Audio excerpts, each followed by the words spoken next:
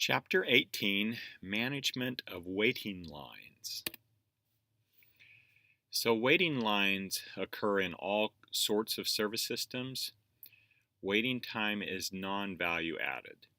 So wait times range from acceptable to the emergent. So we have short waits on drive-throughs.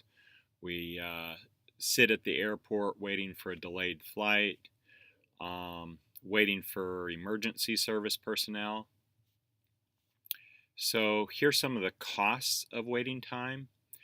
Lower productivity, reduced competitiveness, wasted resources, and diminished value of life.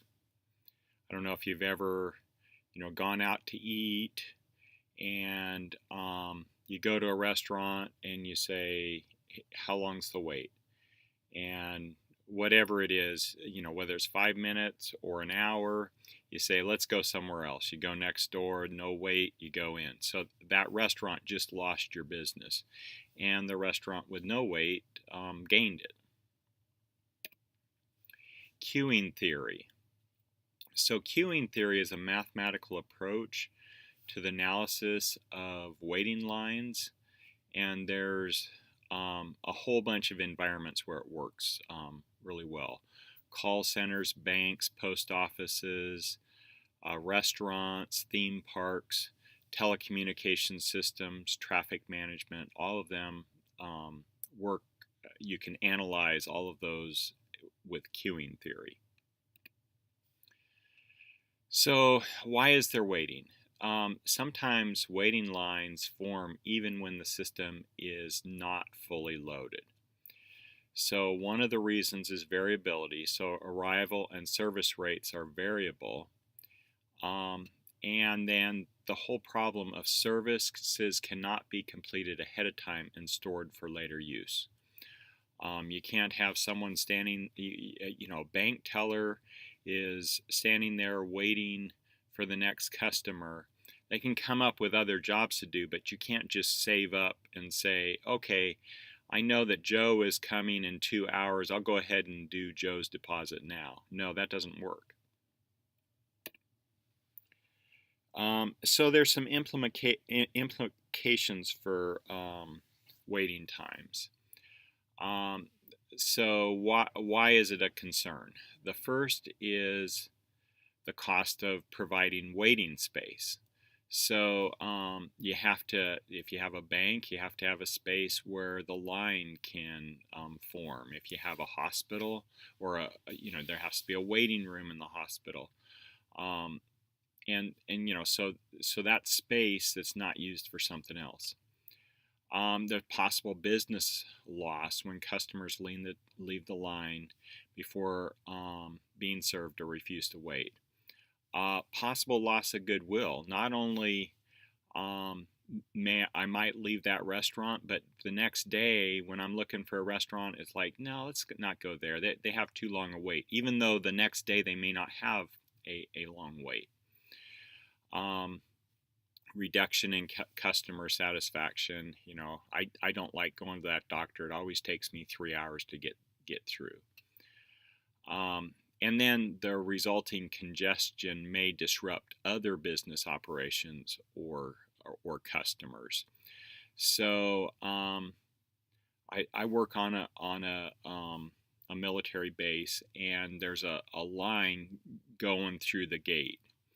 And every once in a while, the line will get so long that it actually slows down traffic on the main road. And other people who have nothing to do with anything take extra time. I have a friend who's a dentist, and one day when the lines were really long, he couldn't get to work, and his customers or his patients couldn't get to the office either. They were all late, and that was all because of a line. So waiting time management. So you can draw a curve. So the red line there is the cost of customers waiting. So here's the cost of customers waiting. and then the cost of service capacity. So you can add those two lines together and get a theoretical optimum right here. So you want to be right in this area where if you go over here, the costs go up, and if you go over here, the cost of customers waiting just takes off. So here's some waiting line characteristics. One of them is the population source, number of channels, arrival and service patterns, and then the queuing discipline. So here's a sample. So you have this population here, and the population comes, and there's arrival, and then there's a waiting line, and then they get served, and then here's the exit. So one good way of thinking about this is like a call center. So there's a whole bunch of potential people out here that could call at any time. And then these arrivals, this is like the phone ringing. And then this waiting line is, the typical, thank you for your call. All of our operators are busy. Please stay on the line and we will connect you with the next available person. And then sometimes they actually have a wait time. Estimated wait time, 5 minutes. Or another way sometimes they'll do it is, if you would like us to call you back, we'll call you back when it's your turn. And the cool thing with that is you can sort of go about your business, and that whole lack of goodwill for sitting on hold, it helps. So that's an example of a call system. So here's some queuing systems. So this is the traditional single channel, single phase. So this is all these people are in line for this one person, and then they're done. And then there's this other, which is a single channel, multiple phase. So this is an example where it's like you get in line. This might be a doctor's office. So you get in line and you get ready. And then they call you, and now you're in the waiting room. And now they call you, and you're sitting in the waiting room, and then they take you back to your room, and you're done. So that's an example of sort of a single channel, single phase. And then here's a multiple channel, single phase, and this is the place where you have, I don't know if you're, I think places like Best Buy, they'll have one line with multiple servers. So if you go to Walmart, it's really multiple channel, multiple channel with multiple lines. So I get in line, and then I realize that the other line, I should have gotten in the other line because my line's going slower. This one is where everybody's in one line and they just go to the next person available. This is the most fair, and it minimizes the wait time for all customers. And then there's multiple channel, multiple phase. This is where you get in line, you get served, and then you go get in another line and get served. So queue discipline is the order in which customers are processed. So the most common rule is first come, first serve. And then there's this other where you have other applications do not treat all customers waiting at the same as the same.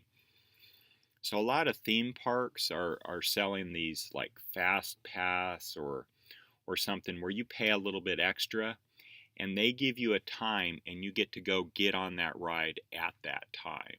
So that's an example of another system. Or that's one of the ways.